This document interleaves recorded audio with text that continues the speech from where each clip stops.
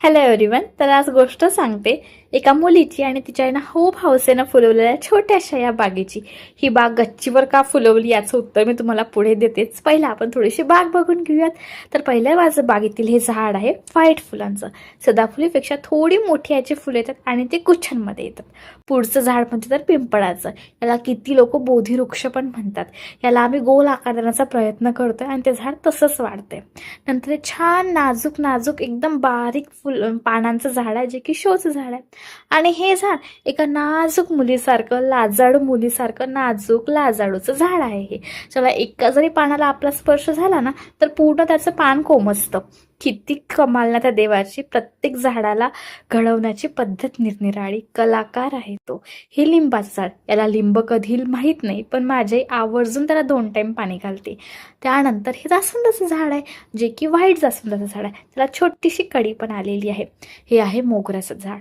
मोगरा म्हणजे प्रेमाचं प्रतीक. प्रत्येकाला त्याच्या सुगंधाने प्रेमात पाडणारा. याला डबल पाकळीचं मोगऱ्याचं झाड आहे आमच्याकडे. ही कडी बघताय ना, ही उन्हामुळे थोडी कोमजलेली आहे, तर आम्ही त्याच्यावर ग्रीन नेट पण टाकलेली आहे बरं झाडांवर. पण तरी ऊनच किती आहे, माणूस आला असतं कसं होतं. ते तर शेवटी झाड आहे. त्यानंतरचं हे झाड आहे शोचं, जे की खूप लांब लांब असतं. त्याचे पानं असे वाढत जातात आणि फक्त त्याला पानच वाढत जातात. याला फुल वगैरे असं काही येत नाही. हे पण दुसरं शोचं झाड आहे, जे असं वरतं वरतं असं उमलत उमलत येत आहे, जे की किती रंगछटा आहे ना या झाडाच्या, तुम्ही बघू शकता. प्रत्येकच झाड वेगळं, एकसारखं तर एकही झाड नाही. कितीतरी फरकाने ते वेगवेगळंच आहे. हे छोटं छोटं लाल फुलांचं झाड आहे. ही तर शेवंती. प्रत्येक हारमध्ये हिला मान असतो. त्यानंतर हे आहे पुन्हा एखादा जास्वंदाचं झाड, आणि हा जास्वंद आहे पिंक कलरचा. तर लाईट पिंकमध्ये येते. सगळे जास्वंद आणि एकेऱ्या पाकळीचे आहे. हे आहे एप्रिल फुलचं झाड. त्याला एप्रिल आणि मे महिन्यात फुलं येतात. कसं कळत असेल त्या झाडाला एप्रिल महिना लागला आहे म्हणून. खरंच किती कमाल आहे ना त्या देवाची. एवढं विचार तर माणूस करूच शकत नाही ना, खरंच. आणि हे असं लांब लांब पानांचं झाड आहे. ते याला पण फक्त पानंच येतात. हे छोटे छोटे ना रेडिश आणि केशरी कलरचे फुलं येतात. त्याला छोटे छोटे याचे पानं असतात. खरं तर बाग वर्त करायची असं बिलकुलच डोक्यात नव्हतं, पण खाली खूपच कमी जागा आहे आणि माझ्या आईला झाडांची भरपूर हौस आहे. त्याच्यामुळे ही बाग तिने वर्त फुलवलेली आहे. कुंड्या आणू दे, त्याला रंग देऊ दे, त्याला 2 टाइम पाणी घालू दे. तिची शाळा असून पण ती हे सगळं मॅनेज करते. खरं तर आपलंही असं होतं तर राहू द्यायचे ते झाडाला पाणी, पण तिचं असते नाही. जसं तिला वेळ मिळेल तशी ती त्या झाडाची काळजी घेते. खरंच ना, हौसेला मोल नसतं ते म्हणतात, ते खरंच आहे. त्यानंतर हे जास्वंदाचं झाड.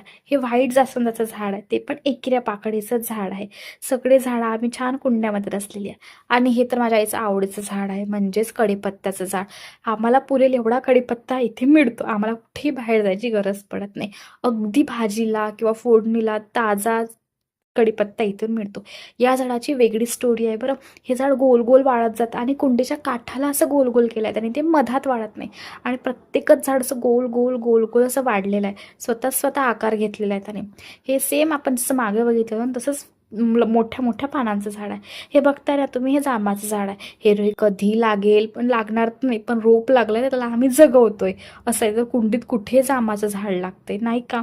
त्यानंतर हे छोटे छोटे लाल फुलांचं झाड आहे, जे की गुच्छांमध्ये येतात आणि ज्याचा कलर वाव प्रेमात टाकणारा आहे. एकदम वेगळाच लाल कलर आहे तो.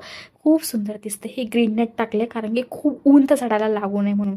बघताना तुम्ही माझ्या आईची कसरत. तिला खूप हौस आहे लांब मोठ्या मोठ्या आणि अशा छान झाडं रचायची.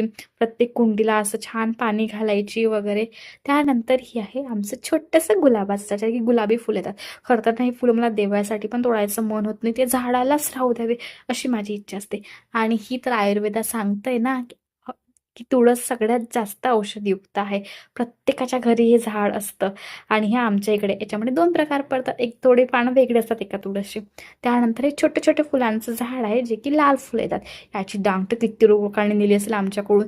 एवढे नाजूक दिसतात ना हे फुलं, आणि रोप आणि गुच्छांमध्ये असतात हे फुलं, त्यामुळे खूप सुंदर दिसतात ते.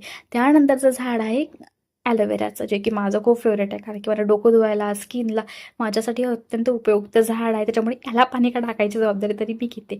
या झाडाची तर वेगळीच मजा आहे. खूप लोकांना हे झाड पाहिजे असते, पण हे आज कसं लागेल, खूप वर्षांनी याचा कांदा निघतो. माझ्या काकूनेही दिलं होतं. तर हे खूप असं पानं मोठे मोठे वाढत जातात. Thanks for watching. कशी वाटली तुम्हाला माझ्या आईने प्रेमाने फुलवलेली बाग ते पण सांगा आणि सबस्क्राईब करा. Tata, see you in next vlog.